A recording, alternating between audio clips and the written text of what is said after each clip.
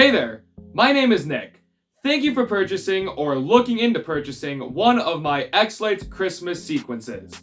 This quick video is going to give you some useful information about how to import sequences onto your own light display. The tutorial will be more geared towards sequences I've created and I sell on xLightsSEQ.com, especially from my 2025 Christmas light show, but this video could still be useful for any sequence you're looking to import on your own display.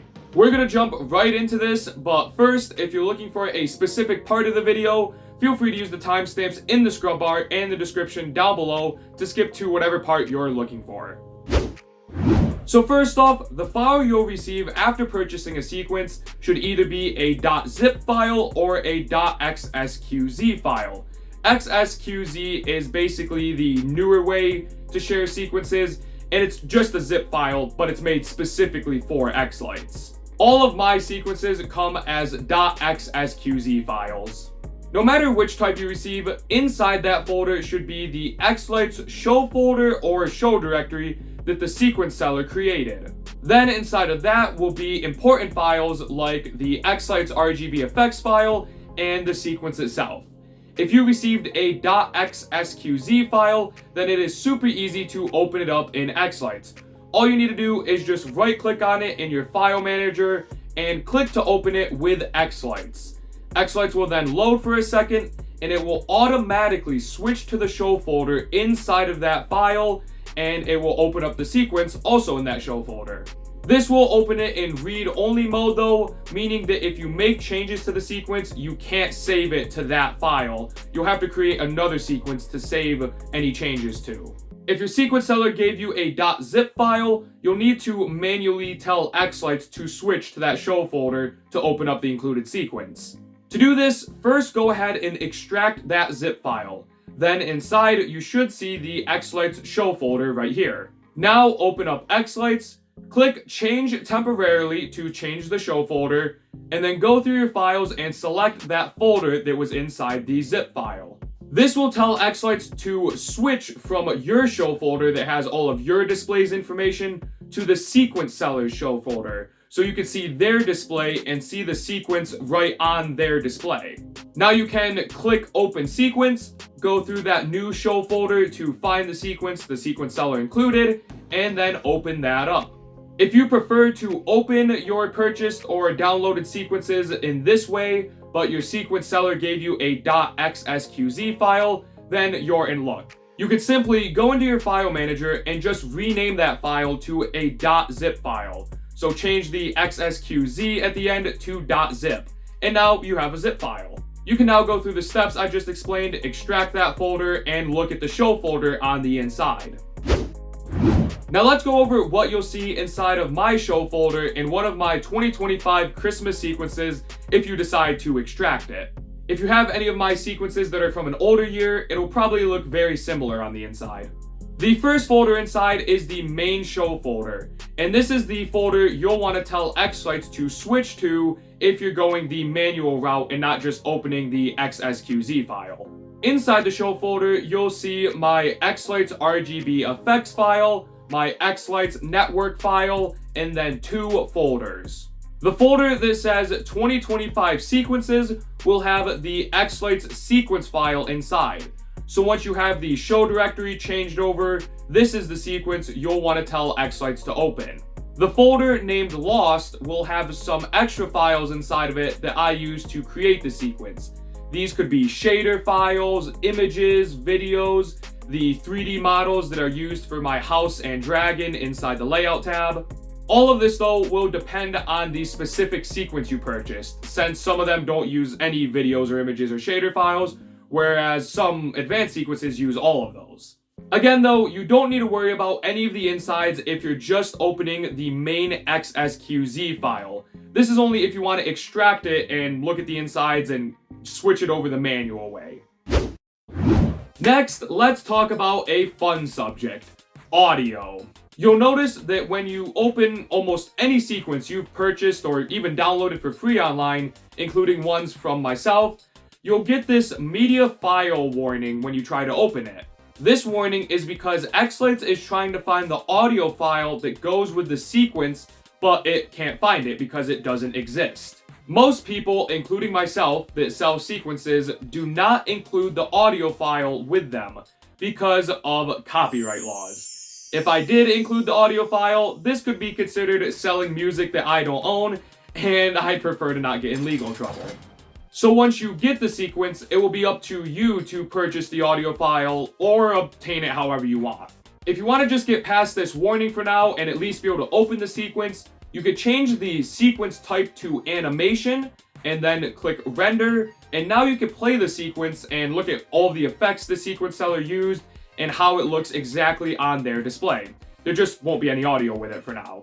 For most of my 2025 sequences, I will try to include a link on the page for them where you can go and purchase the audio track that goes with the sequence.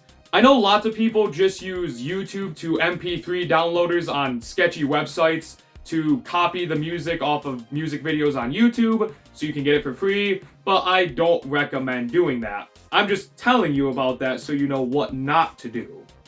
Anyway though, there are a few sequences where I can't include a link to directly purchase the audio because I may have edited the song in some way. For example, my Lava Chicken sequence, it starts off with a clip from the Minecraft movie and then actually goes to the song. Or my Star Wars mix, which features lots of different Star Wars songs all edited together along with some sound effects. Since I created that, it doesn't exist anywhere online for you to go and purchase it. Specifically for the Star Wars sequence though, I did include the original audio file with all of the music muted, but the sound effects still there. That way, if you do obtain all the different songs I use, you already have the sound effects right there and you can just edit in the songs and use the sequence video as a reference for it. The biggest problem though with this whole audio issue is when you purchase audio and download it, that audio track rarely lines up with the original audio the sequence seller used. So that audio track you may have purchased on Amazon Music, it might start a second later than the original track did that the sequence seller used. However, there is a very easy solution to this. Once you have the sequence open you've purchased from the sequence seller, and you have your audio file attached to it now, you can shift all of the effects in either direction by a specific number of milliseconds to make it line up again. To do this, go to the Edit tab and then click Shift Effects and Timing. Now you can put in any number in milliseconds for how far you want to shift the whole sequence. So if you think the effects are starting a second too early, put in 1,000 milliseconds, so it will shift all of the effects 1 second forward. If you then realize you went too far and need to go backwards half a second, type in -500. So now it will go backwards 500 milliseconds. And you can type in any positive or negative millisecond number to shift the effects. You can also go and change the speed of the audio down to 1/4 of the original speed, so you can watch the sequence very slowly and make sure all the effects are precisely in the right spot. Okay, so we got the sequence open and we've got audio lined up with it so we can see what the original sequence looked like and how the sequence seller made it. Now, how do we get those effects onto our own display? Well, there are a couple of different methods to do this, but honestly, my favorite and easiest method is just copying and pasting everything. What I'll do is open the XSQZ file in one instance of xLights, go ahead and sync the audio up, move the effects so it's perfectly aligned, and then I'll put that on one of my 2 monitors. I'll then open another instance of xLights, have that set for my main show folder that's for my display, create a new sequence with that exact same audio file, and now one of my monitors shows my display, and then the other one shows the sequence seller's display with the effects already on it. Next, I'll export the timing tracks from the finished sequence and import them on my own sequence. The way you do that is just right-click anywhere on the timing tracks in the finished sequence and click Export Timing Tracks. Then save this file somewhere. Now go to your new sequence, right-click the only timing track there, and click Import to import the timing tracks. Select that file that you just saved, and select to import all of the timing tracks. So now you have the timing marks in your new sequence on your display. Now, I'll just select all of the effects on one specific model on the sequence seller's display and paste those onto a similar model on my display. So for example, there's all these effects here that are for a Megatree star on this sequence. So I'll copy all of these effects and then paste them onto my Megatree star on my display. Just make sure though that you paste those effects in the same timing cell you copied them from. That way they all line up with the timing marks and they're still in sync. If you have models that aren't in the sequence from the sequence seller, or the sequence seller has effects on models you don't have, you can still copy those effects and paste them on anything. They just might not look the exact same. So for example, in my sequences, I have this dragon that probably almost no one has, so these effects might seem pointless. However, you could just copy these and paste them onto another big prop, like if you have a big penguin in your yard. You can paste those effects onto the penguin, and it will still look very similar. Now, there are some other methods out there that may be more efficient, but I don't really import sequences that often, so this is the only method I can wrap my mind around. I also find it gives me a lot of easy control, because if there's specific effects that I don't like the sequence seller using, I could just delete those from my sequence and put in a specific effect I want. So I can mix both the sequence seller's sequence and some of my own sequencing skills. The only downside to this method is it can be a little tricky if you don't have two monitors, and you'll have to keep opening and minimizing each instance of xLights so you can go and look between them. And now for this final part of the video, I just want to share some information that's specific to my sequences so you know what you're looking at when you're importing them. My display has a pretty decent number of models in them. Most of them are common models that you probably have similar versions of in your display, but there are a few I have that most people probably don't have. I just want to go over them so you know what they are. The first one is this little square right here. This is just a singular pixel I use to program DMX wands and bracelets that have one LED inside of them. It also has another model that goes with it, which is this 2-channel DMX floodlight, but I have this hidden behind the house because you don't really need to see it to program the wands and bracelets. To make the wireless transmitter I have work, what I have to do is put a DMX effect on the DMX floodlight, and the first channel has to be set to 85 and the second channel has to be set to 0.